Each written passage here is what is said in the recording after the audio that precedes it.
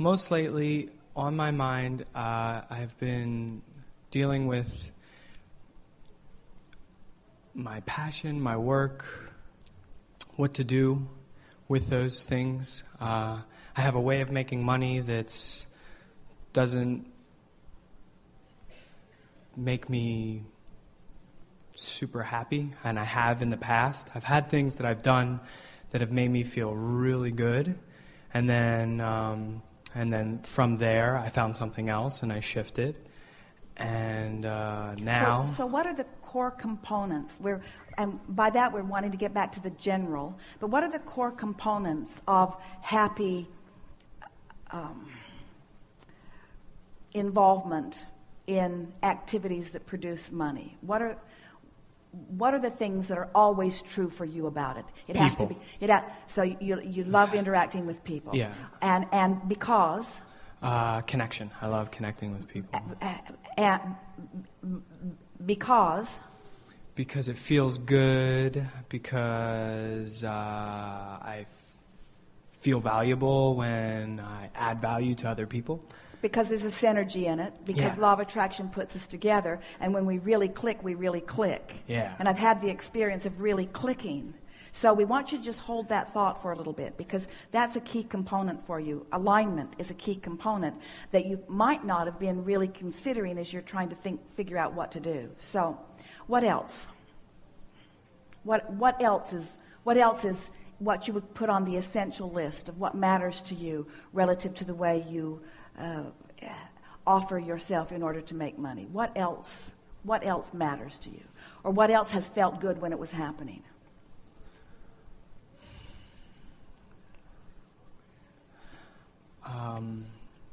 That's a good question. And it's interesting that you don't have a ready answer. Yeah. That's the most interesting part, because most people are not approaching what they want to do from how it will make them feel. They're approaching it from conditional. Well, will I be of value, or will it make other people happy, or will it make money, or is it something that's sellable, or will I have plenty of free time, or will I? And so it's all kinds of other criteria over which you don't usually have a lot of control. But when we ask the question, what feels the very best? What feeling have you felt that you savor and want to repeat in your deliberate creation of something that you will do and spend a lot of time doing? Well, I want to feel good. Yeah. I want to feel good. I want to feel good. And so what kinds of things feel good? This is sort of like the game we were playing earlier by choosing the word and then letting law of attraction bring other words like it. So what we're showing you is how to allow inspiration to come to you. Okay. By finding things that you already know, focusing on them and making sure that they feel good, keeping them active within you until something else occurs and something else occurs, until it sort of reveals itself to you. So you did a really good job talking about interacting with others and how good that feels. What else feels good?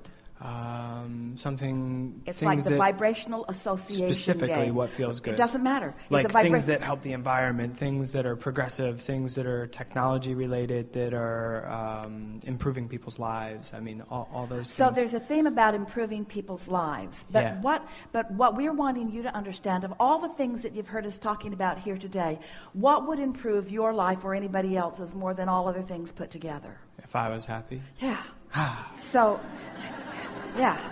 And so as you get ahead of yourself so what most people are doing is saying, oh yes, I would like to do that because that will make me happy, and I would like to do that because that would make me happy, and I would like to do that because that would make me happy, and that would make me happy because it's lots of fun people, and that would make me happy because it's got lots of money coming with it, and that would make me happy because I'd get to live in a beautiful part of the world. And we say conditional, conditional, conditional. What we want you to do is think about, and this is what we want you to hear, is what we've been after all day, is that as you can find right here, right now, current, something that feels happy when you think about it, no matter where you're getting it from, and you stay there until the conditions or the situations or the people or the ideas that match happy begin to occur to you. You see what we're getting at? It's flipping the whole thing. It's doing it it's counterintuitive to what you've been practicing. Because what you've been practicing says, I'll find the condition that I believe will make me happy, and then I'll find a route to that condition that makes me happy. And we say, but you got to understand that you're the point of attraction to which all things are flowing. So if you can find something, anything to think about or observe or live that makes you happy, and you can maintain that for a little while, other things that make you happy will flow into your experience, and they will be in the form of the work that you want and the money you want. And why is that? Because all of those components are in your vortex. You didn't only just put happy in your vortex, you put lots of money in there too. You put lots of freedom. You put the ability to be and do and have anything that you want. You put the ability to make your own decisions. You put the ability to set your own time. You put the ability to set up your own calendar. You put the ability to really be free. You put the ability to make a difference in people's lives. You put the ability to have other people that resonate with you flow to you. In other words, you put that and more than we have time to talk about in your vortex, and it's already all in there. And what's the access key for you? How do you spend that vibrational currency? By trying to find some condition that you can make yourself believe that you can line up with, or by just finding the core of the reason that you want all of those things and practice it as much as you can until you own it, and then follow the inspiration to that desire, which is to be happy, that will, we promise you, fill in. Does that make sense to you? I'm a little blown away. In some cases, it... That was heavy.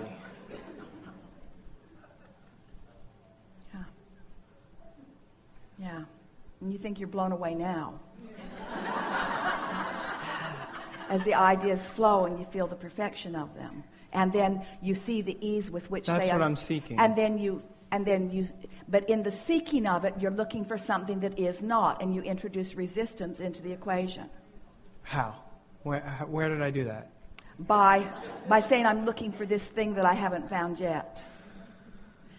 And so what we're really asking you is, can you be happy? Do you have the ability to be happy before the idea flows? Yes. Because if you have the ability to be happy before the idea flows, the idea will flow for sure. Do you have the ability to be happy before the money gets there? Because if you have the ability to be happy before the money gets there, the money will get there before. Following? So, we know you want to say to us, but Abraham, it's easier to focus on the condition. And we say, how's that working out? It's not easier to focus on the condition. Conditions are loaded. They're loaded with the way everybody else feels about them. They're loaded with all your past beliefs about them. Conditions are loaded with expectations. Start in this pure place and create the environment that allows it to grow. And then experience the explosion of good ideas flowing to you. And say regularly, I had a desire and it was general, but boy, is it evolving into something that's more and more specific. And the more specific a general desire that has no resistance becomes, the more exhilarating it will be. So, a desire that has a lot of momentum and no resistance is ecstasy. A desire that has a lot of momentum and a lot of resistance is miserable. A desire that has not much momentum and no resistance is the beginning of every good thing you want.